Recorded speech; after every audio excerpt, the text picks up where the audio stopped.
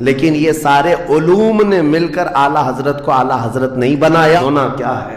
قبر میں ہمارے ساتھ بیٹھنے والا کون؟ یہ وہ امت ہے جس کے لیے میں رات رات بھر کھڑے ہو کر دعا کرتا. تم نے فرمایا ہر جمعرات کو میری پوری امت کے اعمال میرے پاس پیش کیے جاتے. وہ طارق بن زیاد ہی ہے جس نے پوری کشتیوں کو آگ لگا دیا تھا. آدمی سوچتا نہیں، سمجھتا نہیں، بس اپنے وقت کو ضائع کر رہا ہے، برباد کر رہا ہے، بیٹھا ہوا ہے، گپیں لگا رہا ہے. میں آپ کو بتاؤں، ہماری عمروں کا احتساب ہونا چاہیے. ہماری زندگی کو گن کر کے دیکھیں کتنے سال کے ہیں ہم. 25 سال، 30 سال، 35 سال، 40 سال، اور اس کے بعد گنو ہم سے کیا ہو سکا ہے اس دنیا میں. ہم اس دنیا میں کیا کر چکے اب تک؟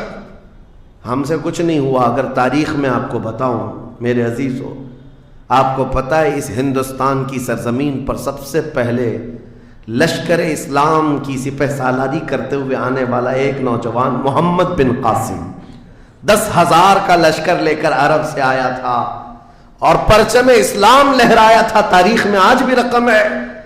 اپنے پنڈتوں نے بھی اس تاریخ کو لکھا ہے. ہاں، پنڈتوں نے بھی لکھا ہے. اور یہ محمد بن قاسم 10,000 کی سپہ سالاری کے ساتھ ہندوستان میں آ کر اسلام پھیلایا.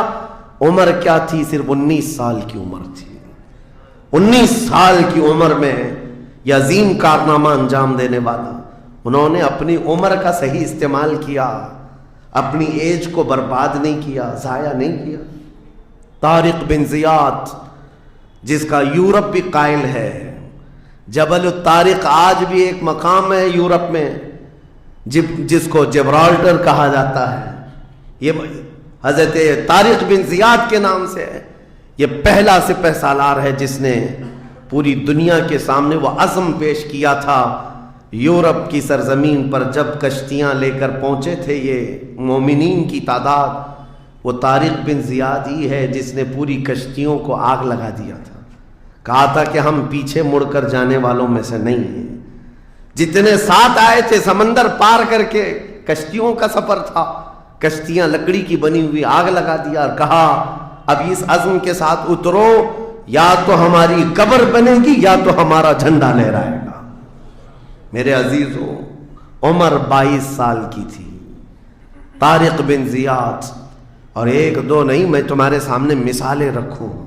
ہندوستان کی سرزمین پر ایک ولی کامل کی آپ کو میں تاریخ اگر بتاؤں، جو سرکار سیدنا غریب نواز رضی اللہ تعالیٰ عنہ سے بھی 200 سال پہلے اس ہندوستان کی سرزمین پر تشریف لائے اور اسلام کی خاطر لڑتے لڑتے شہید بھی ہو گئے، اور جن کا لقب سلطان الاولیاء ہے، سیدنا سالار مسعود غازی رحمۃ اللہ علیہ. ان کے متعلق یہ فرمایا گیا وہ سلطان الاولیاء ہے ہندوستان کے، اولیاء اکرام کے بادشاہ کی حیثیت ہے. سرکار غریب نواز سے بھی پہلے آئے، لیکن ان کی عمر ان کی شہادت کے وقت 19 سال کی تھی. صرف 19 سال کی عمر میں وہ مقام عظیم پا لیا. ہماری تو زندگی کی عمریں پتہ نہیں کتنی چلی گئیں اور ہم میں سے کوئی کارنامہ نہ ہو سکا. کارنامہ نہ صحیح، زندگی گزارنے کا سلیقہ بھی نہیں آ سکا. کارنامے نہ ہوں تو الگ بات ہے، لیکن مسلمان تو بن جاتا کوئی. عزیزان گرامی وقار، میں آپ کو ایک بات بتا دوں، جو زندگی ملی ہے کچھ ایسا کر جاؤ کہ تمہاری تاریخ رقم ہو جائے، ورنہ قبرستان جا کر کے دیکھنا، وہاں تو لکھے ہوئے کتبے بھی مٹ گئے. قبروں میں کون سویا ہے ان کو بھی لوگ فراموش کر چکے، بھول گئے، سب بھول گئے. لیکن کچھ ہستیاں ہیں جو ہمیشہ آباد رہتی ہیں. یہ وہ لوگ ہیں جنہوں نے اس روئے زمین پر اپنی ذات کے لیے نہیں، اللہ کی رضا کے لیے جیا کرتے تھے، اللہ کی رضا کے لیے جیا کرتے. آج میں یہ بات کہنا چاہتا ہوں نوجوانوں سے، تمہیں پتہ ہے ممبئی کی سرزمین پر لاکھوں نوجوانوں کی تعداد ہے، میں جانتا ہوں، لیکن ان میں سے کوئی انقلابی نوجوان ہو، کوئی دین کی طرف بڑھنے والا، حساس دل رکھنے والا کیوں نہیں؟ خاص طور پر آپ کے ان علاقوں میں تو نشہ اتنا عام کر دیا گیا ہے. ہم دور دراز علاقوں سے سنتے ہیں کہ مسلمانوں کی میجورٹی والے علاقے، یہاں نشہ بکتا بھی ہے، کرتے بھی ہیں، رات بھر اسی میں پڑے رہتے ہیں. کس نے اس دنیا میں تمہیں ملوث کیا ہے۔ یہ وہ قوم ہے جو قیصر و کسریٰ کو گھٹنے پر لے آئی تھی۔ یہ وہ قوم ہے جس نے دریائے دجلہ میں گھوڑے دوڑا دیے تھے۔ یہ وہ قوم ہے جس نے افریقہ کی جنگلوں میں بھی اذانیں دی تھی۔ یہ وہ قوم ہے جس نے یورپ کے کلیساؤں میں کلمہ توحید کو بلند کیا تھا۔ لیکن آج اسی قوم کی حال یہ ہے کہ دنیا ہر گھڑی ہمارے اعمال کو نشانہ بنا کر کے ہمیں ڈیگریڈ کرتی جا رہی ہے۔ سمجھ جاؤ میرے عزیزو، کب تک اس زندگی کا اس طرح سے چلے گا؟ کیونکہ میرے آقا صلی اللہ تعالیٰ علیہ وسلم کو آج آپ کے سامنے میں یہ بات رکھتا ہوں، حضور اکرم صلی اللہ تعالیٰ علیہ وسلم کو آپ کیا سمجھتے ہیں؟ اپنی قبر انور میں وہ زندہ ہیں؟ ہم تو سنی ہیں۔ حضور اکرم صلی اللہ تعالیٰ علیہ وسلم اپنی قبر پاک میں زندہ ہیں، لیکن یہ بات بھی سمجھ کے چلو، حضور نے فرمایا ہر جمعرات کو میری پوری امت کے اعمال میرے پاس پیش کیے جاتے ہیں۔ تم میں سے، ہم میں سے، سب کے اعمال ہر جمعرات کو حضور کے پاس فرشتے سناتے ہیں، فلاں بن فلاں نے ہفتہ بھر یہ کام کیا ہے۔ حضور فرماتے ہیں اگر برے اعمال پیش ہوتے ہیں تو مجھے غم ہوتا ہے، میں استغفار کرتا ہوں اللہ کی بارگاہ میں، اور اچھے اعمال آتے ہیں تو شکر بجا لاتا ہوں، اس کے لیے دعا کرتا ہوں۔ عزیزان گرام وقار، کبھی پلٹ کر کے زندگی میں دیکھنا کتنے جمعرات ایسی چلی گئی ہوں گی جس میں ہمارے کون سے اعمال فرشتے لے جا کر کے سنا رہے ہوں گے۔ حضور اکرم صلی اللہ تعالیٰ علیہ وسلم کی بارگاہ میں جب ہمارے اعمال یہ کہہ کر سنائے جائیں، آقا آپ کا فلاں امتی بے خبر ہے، نہ نماز پڑھتا ہے، نہ ہی آپ پر درود پڑھتا ہے، نہ ہی وہ کبھی نیکیوں کی طرف آتا ہے، وہ تو گانوں کی دھن پر جی رہا ہے، صبح اٹھتا ہے، شام ہوتی ہے تو اس کو تو فلموں کے نغمے یاد ہیں، آپ کا کوئی قول یاد نہیں۔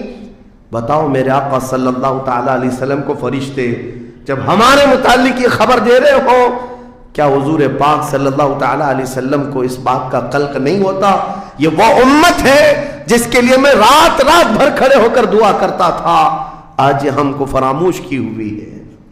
زندگی گزارنے کا مقصد سمجھ جاؤ میرے عزیزوں، اسی لیے میں آپ کو کہتا ہوں کہ زندگی یہ نہیں ہے، حضور تاج الشریعہ رحمۃ اللہ علیہ نے فرمایا زندگی یہ نہیں ہے کسی کی کسی کے لیے، زندگی ہے نبی کی نبی کے لیے، نہ سمجھ مرتے ہیں زندگی کے لیے، جینا مرنا ہے سب کچھ نبی کے لیے۔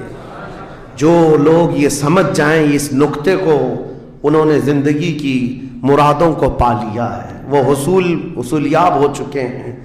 لیکن جو اب تک بھٹکے ہوئے ہیں ان کو میں دعوت فکر دوں گا، ایک بار سوچ لو، ایک بار سوچ لو، ویسے ہی دنیا ختم ہونے والی ہے اور تمہاری موت آنے والی ہے، ایک بار سوچ لو، ایک بار سوچ لو کہ ہمارے ساتھ آخرت میں ہونا کیا ہے، قبر میں ہمارے ساتھ بیٹھنے والا کون ہے، ہمارے ساتھ تنہائی کا نگہبان کون ہے، اور محشر کے اس بھرے میدان میں ہمارا ہاتھ پکڑنے والا کون ہے۔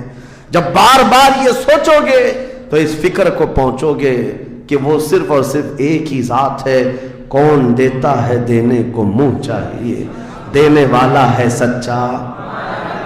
حضور پاک صلی اللہ تعالیٰ علیہ وسلم کی طرف لو لگا دو۔